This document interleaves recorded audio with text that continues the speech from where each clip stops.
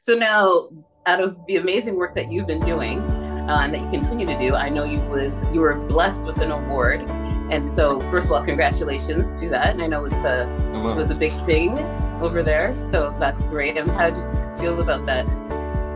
Janine, I'm honored, especially within my organization, I'm honored, but it takes, I've been blessed. Welcome to the Green Table Talk, where we will have open and honest discussion about transplant. I'm your host, Janine Johnson. Today, we have my friend Edward on the show. Edward, welcome to the show.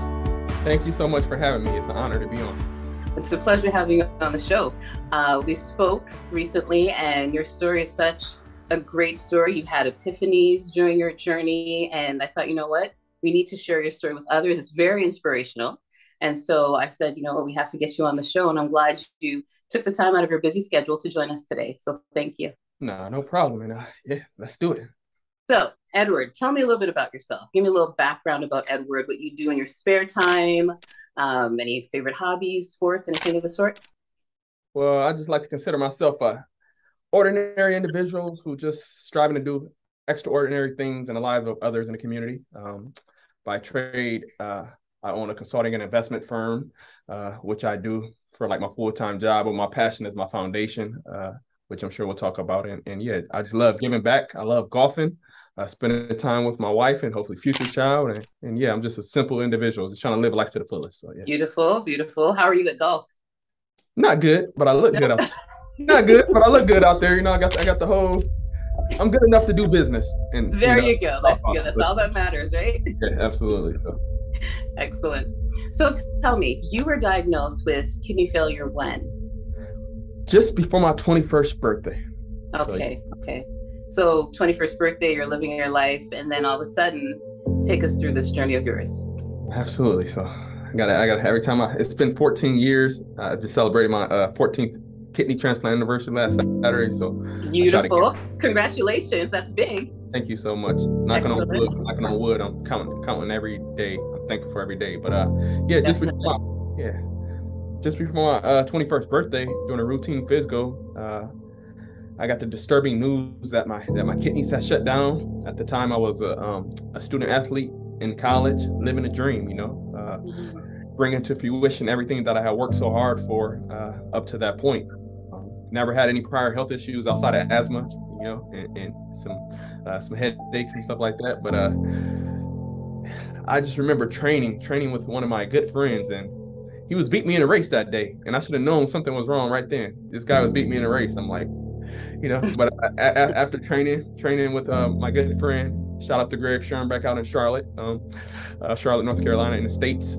But yeah, I just went to the doctor for my summer physical, and they were alarmed by my blood pressure reading, which was 248 over like 118 at the time, 121 at the time. And wow. They looked and they were like, "Ah, this can't be right." And I was seeing a pediatric doctor at the time, pediatrician at the time. So they said, you're big and strong, so let's go get the adult cuff. So I felt good. I'm thinking maybe my arm is getting big. Yeah, you're getting bigger. They gotta go get the big boy. So they went and got a bigger cuff for my arms, and still the same reading. And the doctor came in and was like, "Son, we gotta get you to the emergency room right now."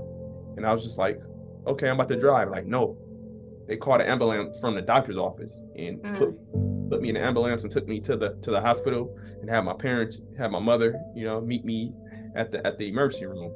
And at that time, I didn't know what was going on. It was just like, wow, this cool ambulance drive, cool ambulance, like in there talking to the people, kind of messing around. Yeah. But until I got to the ER and they started sticking tubes in me everywhere, which I'm sure you all know about. And the doctor came in with the crazy looks like, "Son, your kidneys completely shut down," looking like baffled. And I was like, okay, you heard of your kidneys, but until I didn't know I barely even know what they did. I just knew it was somewhere in my body. No, sorry, one quick question. I'm just stop you here. So at this point, any side of I know you said you had headaches, but typically if your kidney's completely shutting down, you feel drained, you feel, you can't, eating is an issue. You just want to sleep all the time. Like any of that stuff was going on? You know what? Looking back, I was having some crazy itching sensation everywhere, like fiberglass Mm-hmm. inside your body, which Mm-hmm. now, hindsight, it was the toxins. But the doctor, they would check me. It was like, you're fine. Mm-hmm. You're fine.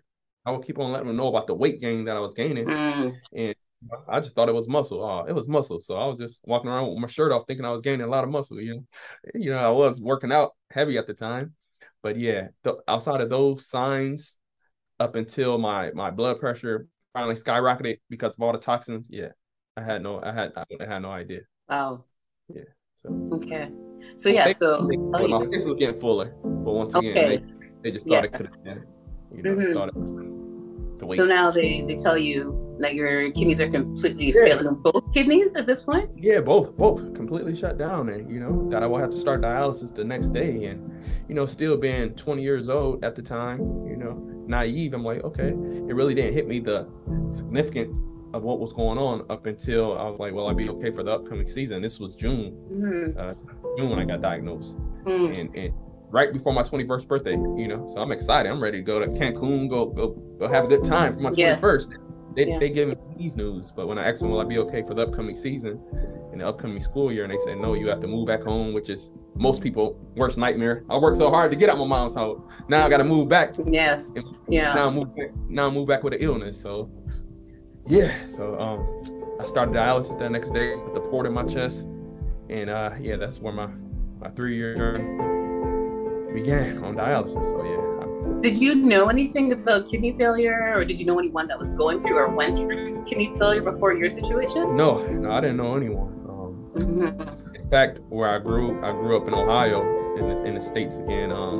And I never knew anyone who went through this type of issue, especially this young. And yeah. So on top of going through what I was going through, everybody was like, you're so young, just assuming, oh, you took steroids or you took something, because they didn't know no one didn't know one as young as myself going through such of an illness, this type of illness. Serious. Yeah, and I'm having to tell people, no, I didn't do anything. I don't know what happened. Yeah, everyone's skeptical. So, yeah. So it was tough, man. Like I said, I couldn't do nothing but sit up in a dialysis room and cry and man, like here I am stuck in this center. I'm about to play the fraternity. I'm about to bring my sports dreams to fruition. I didn't beat the odds of overcoming a single parent household and all this stuff to be able to be in this position. So you're at the top of your game at this point, and then all of a sudden this situation, right? Happening. I'm like, now what? So of course, like most people, like, Lord, why me? Why now? But in the mix of saying, why me, Lord, why now? The man up above clearly whispered in my spirit, son, why not you? You had planned for your life isn't what I had planned for your life. And as I like to call it, he took me off the college campus, the sporting field, and put me on the battlefield of saving lives. And slowly I begun going to volunteer at various children's hospitals and with the Donate Life of Ohio, just trying to give back, taking my mind off my treatment. And slowly but surely, when I would walk into the children's hospital and see those kids who I'm complaining about having to leave college, and these kids aren't even able to go to school regularly and aren't able to eat pizza days and fries, and they're stuck in there and, needing all sorts of kidney transplants, liver, hearts. And I stopped thinking about myself, and I just like, man, I'm going to do something to try to help them. I'm gonna try to I start focusing on, man, what can I do to help these kids? And and here we go. Like a why me became a why not. And just so happened that why not, spelled YNOTT, stands for youth needing organ tissue transplants. So, beautiful. So yeah, so it helped me. I founded the organization on dialysis. Made my last 2 years of dialysis easier because I stopped focusing about myself and start focusing on helping others, which I contribute to, all my success and all my blessings post-transplant. So yeah, but I was fortunate enough to be able to get the call for my transplant, October 8th, 2008. And and people ask me, ask me what was it like, and I just say I contributed to just my willingness to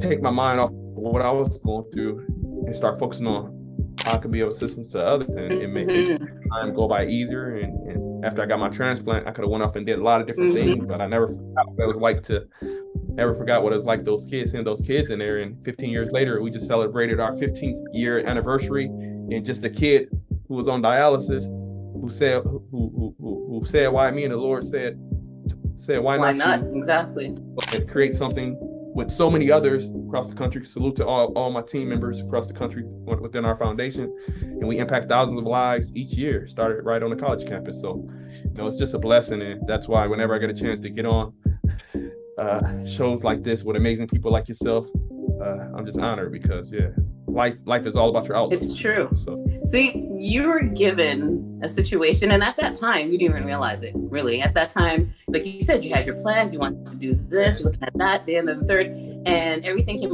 to a screeching halt. And you were planning to make an impact by the path that you chose, right? But instead there was another path that was designed for you, and you took that path. And now here you are. You were sitting there on dialysis. You had this time on your hands. You created this organization, which then impacts other youths who's going through the exact same thing you went through. So do you feel that this impact, I already know the answer, but I'm going to ask anyways, the impact you're making with your organization versus the impact you would have made taking your path, which one do you think would make a greater impact? Like, do you regret? Actually, go ahead. Answer that question. Put like this, Janine. I'm fulfilled. I got a chance to really experience fulfillment. I had success. Like I said, even outside of my foundation, I got a company. I get a chance to have success, have some nice things, and all that stuff. But fulfillment trumps success. And it gave a greater meaning in life. Like I'm just like, all that stuff don't matter.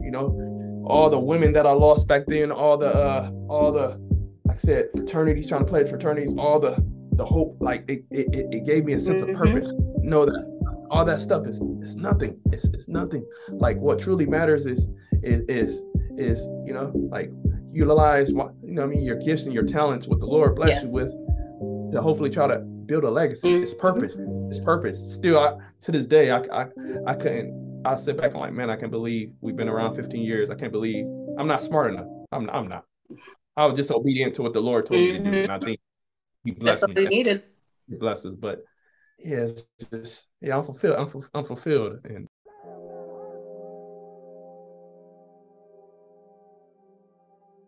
so I'm assuming you are an advocate of organ donation, whether it's deceased or living. You're an advocate. What would you say to someone who's like, what, Edward? I've thought about it, but I don't know. I mean, how do I know they're gonna, take my organ? Let's just say something happens to me. I'm in the hospital and there's that chance I could live, but how do I know they're not just gonna let me go just so I can take my organs and give it to the next person in the next room? Or someone who has doubts, or someone who's kind of on the fence. I'm glad it worked out for you, Edward, but I don't know. I don't want to go through the process. I might have this big scar on myself afterwards. Like, I don't know. What would you say to convince them that, this is the right thing to do? They should fill out those forms. They should sign up to be an organ donor, or what have you. How would you address that with someone? I feel the best way of convincing is through your actions. It's through maybe sharing your experience. Like, I don't, all that other stuff, I know what it's done for me. Yes. I'm a walking testimony, and I know that I don't know what color the person was who donated to me and all that. I just know organ and tissue donation saved lives, it saved my life, it saved so many others. So, and think about it. A lot of people think stuff like that can't happen to them. I thought it can happen. We got a slogan called "Why Not You?" Like, it's our prevention and wellness. It's within our foundation. It's part of our prevention and wellness and inspirational speak. Why not you? What if you're fine right now, right? And you're asking these questions, but what if tomorrow you get that call that I got and so many others? You never know. You never know. And when you want someone to potentially save your life, you're not going to be thinking nothing about that. So I just say, why not? Why not register to become a registered organ and tissue donor? Save your loved one life or your life. So that's really all you can say, and educate them on the facts and the statistics, and just be a walking testimony. But that's all. I agree. In here in Toronto, myself personally, I've experienced a lot of pushback or discrimination. Like when I say discrimination, you find that a lot of people of our color, a lot of Black people, a lot of African Canadian, African Americans, you receive that pushback where they're hesitant. And it was a lot of when I was asking for someone to be a kidney donor, I noticed that the pushback came from the Caribbean section. You know what I mean? It wasn't my donor. She's a white woman, amazing white woman who donated to me, right? But there's a lot of. Was she deceased or living? Yeah, she's a living donor, and she's alive to this day. You know, she's hey Christy. So she's she's out there. She's, salute to Christy. Yes, that's right. So I received a lot of pushback from the Caribbean community. Have you experienced that? Have you heard of that where you are in the States, or is that not relevant? I know, but what's the story there in terms of?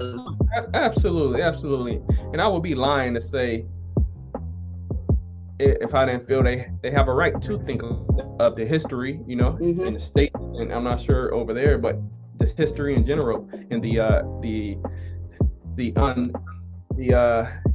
inequality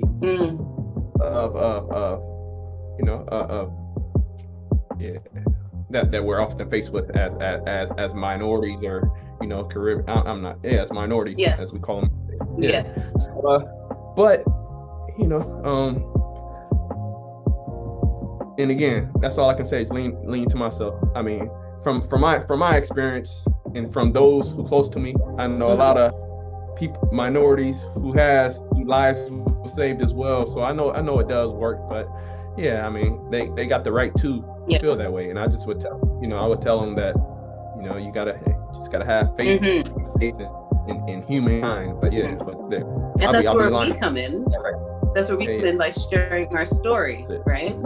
And educating and showing them that, hey, listen, it can happen. It is a positive thing in someone else's life, whether it's Black or white or Asian or whomever. Saving someone else's life is important, regardless, right? So that's where education and comes don't sell. Like I said, we're not salesmen. We share our testimonies and try to encourage, try to nudge, and once again, we plant the seeds and allow whomever to water them. So and just watch it grow after that, right? Watch it grow, right? Exactly. So now, out of the amazing work that you've been doing and that you continue to do, I know you were blessed with an award, and so first of all, congratulations to that. And I know it was a big thing over there, so that's great. And how did you feel about that? Janine, I'm honored, especially within my organization. I'm honored, but it takes. I've been blessed with a lot of amazing, from people. I left my college up in Michigan, went back home to Ohio, and the people at that college embraced me. At Ohio State, shout out to the Buckeyes up there. That whole family embraced me and my story and allowed me to be able to.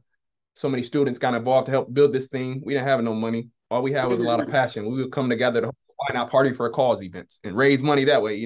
Seriously, it's so many individuals who planted seeds to help build things. So I'm still in shock. Like I said, I'm still in shock and fulfilled that this thing actually worked. And why me really became a Why Not? And it's trademarked, and I'm on this amazing show with people over the country, and because you're doing great things. You're doing great things. Yeah, but it more so inspired the next my investment, my main company outside of my foundation called Why Not Me Enterprises. So me saying why me became a Why Not, and now I've been able to go do these amazing things, and that ain't good enough, right? Yes. Now I'm trying to inspire others to think why not me. Just like I looked up to some people, and I'm like, if Janine can get a transplant and go off and do all these amazing things you're doing, why not me? So like through my foundation, through these awards, let these kids know that,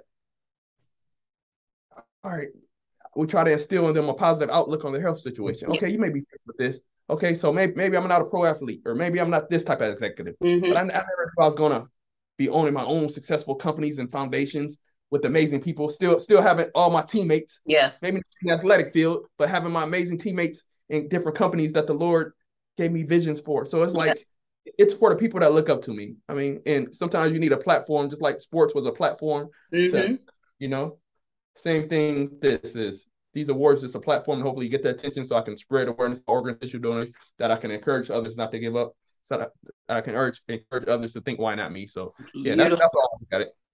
That's beautiful. Preach, preach. That's all I can say. That's amazing. That's just amazing. We're actually going to show a little clip of your awards ceremony and a little video that they created for you during that time frame. Let's look at it now. Awesome. Life often presents many questions with no clear answer, but sometimes the answer might just be, why not?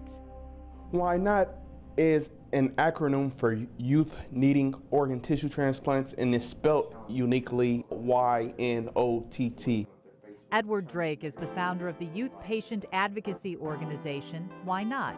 The mission of YNOTT is to provide support to pediatric transplant patients, help spread awareness about the need of organ and tissue donation, and also promote health and wellness and prevention in the community. His inspiration for YNOTT came while he was in college.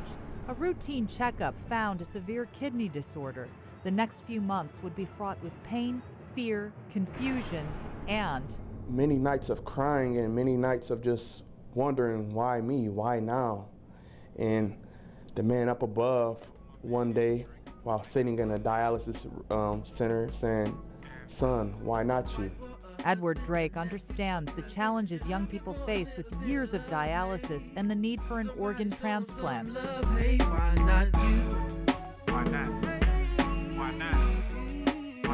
They're always in a hospital getting treatment and taking a lot of medication, so they're not a kid. They're not a kid anymore. They're dealing with real life situations. So it's a very sad situation. Edward has counseled Lino Vallejo since 2008 after Lino learned he would need a kidney transplant. The most important advice he gave me was to never quit. Without Edward Drake in my life, I probably would not be here at all. I had trouble taking my medicine, and I just got to the point where I just didn't want to take them at all. And he told me what would happen if I didn't. And he kept giving me that little push I needed to keep going. My story is kind of unique because I was young, sort of like many of you all were. Edward's commitment to YNOTT has him counseling young people to stay healthy, plus supporting Lifeline of Ohio to spread the message of organ and tissue donation. They gave me an opportunity to share my story as a Donate Life ambassador. They gave me an opportunity to go out to the various schools, an opportunity to feel special and to give back. Edward Drake's can't became a can-do, and his why became a why not. I lost my dream, but I found my purpose, and I never would have thought this little organization called YNOTT that was founded in a hospital bed or a dialysis center would be impacting lives around the country. So yes, I'm truly blessed, I'm truly humbled, and yeah, like I said, I'm doing what the man above called me to do. Congratulations to Edward Drake, winner of a 2016 Jefferson Award. Somebody show some love, hey, why not you? Why not? Why not? Why not? That video was great. That was beautiful. You know what? You are a very blessed man. Like they took the time to make this for you. You are an extremely blessed man. My goodness. And that must have felt so good knowing that they're doing all this for you, right? Absolutely. And I in attendance with me to accept that. Like I said, it's no I, it's we. Mm-hmm. So I'm just thankful. Yeah. That's right. So let me ask you about your support system. So you were diagnosed at an early age. So tell me about your support system. Like, who did you turn to? Like, of course, there's going to be times where you feel like you said, why not? Why is this happening to me? What's going on? Sometimes you just want to scream, you want to yell, what have you. Who did you turn to vent, or who did you turn to just let loose and just freak out or whatever? Like, who was your support system during this time frame? To be honest with you, first, it was just a man above, because everyone around me was just as shocked. And, of course, when they send me going through something like that, it makes people think of their own cells. Like, wow, if he can do it, like, what's wrong with it? What's wrong with me? So it's kind of like a lot of people was down and out. So I was trying to encourage other people, like, I got this. I'm okay. I'm okay. I'm Yes. okay. I was trying to anyway. I was trying to through the cries. I was trying to encourage my mother because one thing I want to add about that is one of the most painful things about the process leading up to my support system is when people who you would have gave your last dollar to, when you ask them, like, go get tested. Can you go get tested? I'll go get tested. I'll go do this. And to your transplant clinic, and they didn't go. And I had a lot of forgiving to do. Yeah. And it really had a lot of forgiving to do because I'm like, man, I thought we are friends. Mm-hmm. I thought I would have gave my shirt off my back, and now all of a sudden now they don't like needles, or they don't like, I'm like, man, it's like stuck in here. It made me see people in a different light. You're singing my song, Edward. You're singing my song. That's exactly. Wow. Continue. Go ahead. It just made me see people in a different light. And I'm like, I can't believe I'm sitting on here and you won't even go get tested. And here I am with I'm talking about I'm going to make it and I'm going to buy you, like, And you would have done anything for these people. I've done anything. So yeah, I had a lot of forgiving to do. And now in hindsight, I knew I had to go through what I went through because the tests created amazing testimony. And had I gone through, if someone would have saved me then, they would have pulled me out the oven too early before I was done before the Lord was done baking with me. And for me, this that I am now, people look at me as what I am now, what I'm becoming. But I mean, you gotta have to go through that fire. So I don't hold any resentment, but for a while I had a lot of resentment because it's very disappointing. So it's hard. It really is hard to see all these people and they're smiling in your face, and you guys are always tight and whatever. And now, like you said, just something like get tested, it's like, oh, I can't, or oh, what if this and what if that? And there's a what?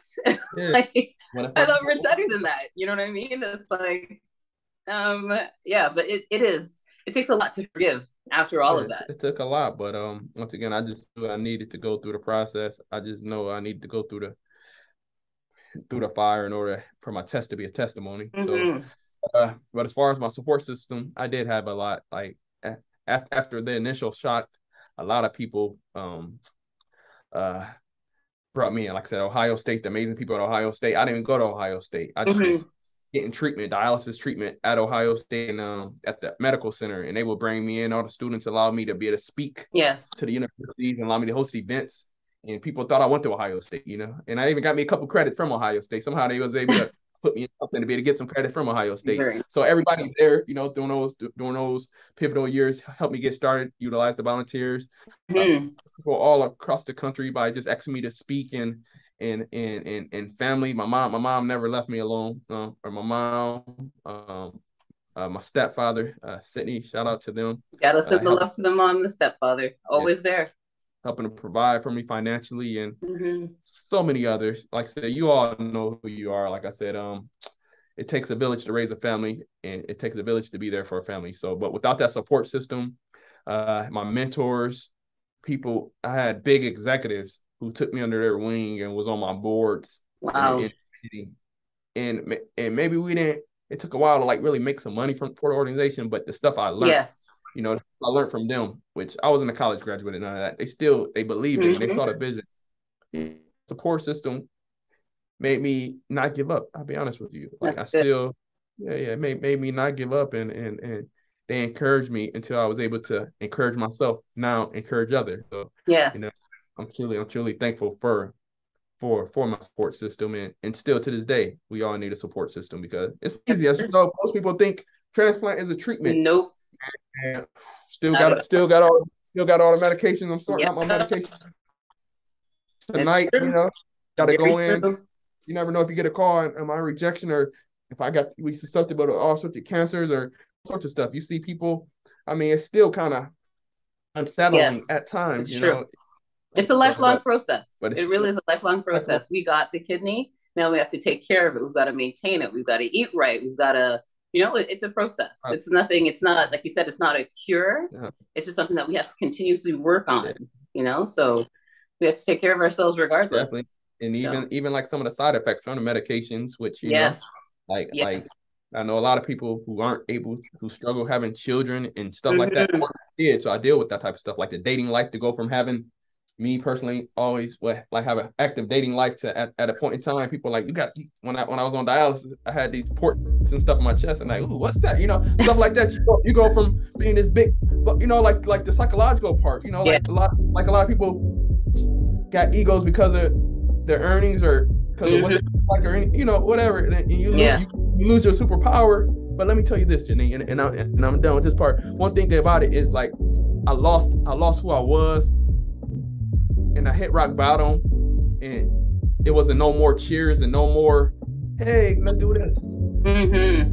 But I was able to really discover who I truly was, not who I was in the eyes of others. I was no longer this athlete or this student, or I had to really build myself up. I had to really, like, get to know who I am and accept, like, I am a beast because of the gifts and the talents that the Lord blessed me with, because what I have to accomplish in life, or what I can do for society versus what I can do because of a title. So, little stuff like that. So sometimes you have to hit rock bottom before you get to see, like you said, truly who you are and who your friends are around you.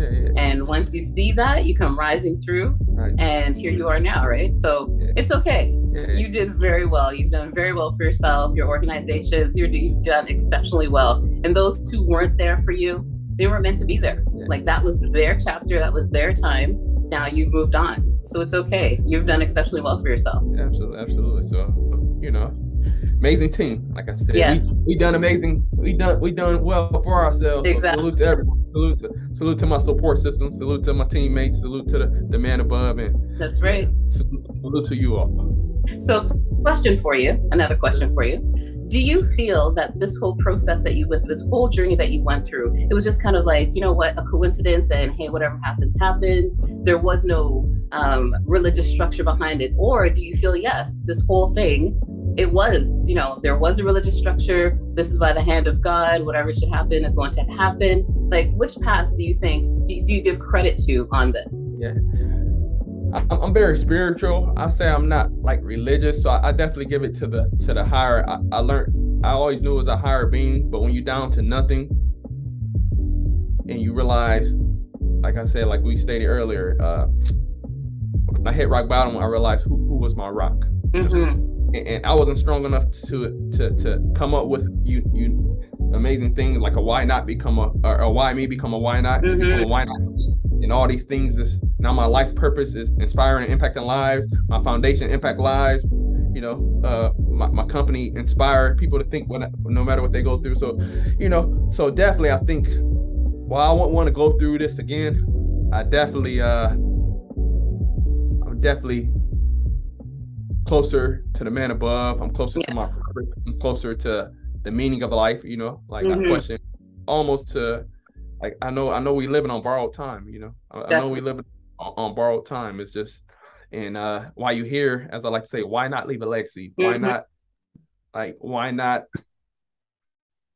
do something for someone who can never repay you? So I think about a lot of those things, like I said, fulfillment, it's great to have success. It's great to have the fruits of success, but fulfillment don't go, I have fulfillment whether I'm in a hospital room or whether I'm on a yacht, or I have fulfillment whether I got, whatever, fulfillment is just, when you fulfill, happiness wavers, but fulfillment don't. So I truly, that would be the key word. I really learned what fulfillment means and purpose means. And I truly believe we're all here for a purpose, and it's up to us to find it and not to waste that time. You definitely found yours. Yeah. You found yours 100%, right? Just trying to walk in it. You have to give back. I always believe you have to give back.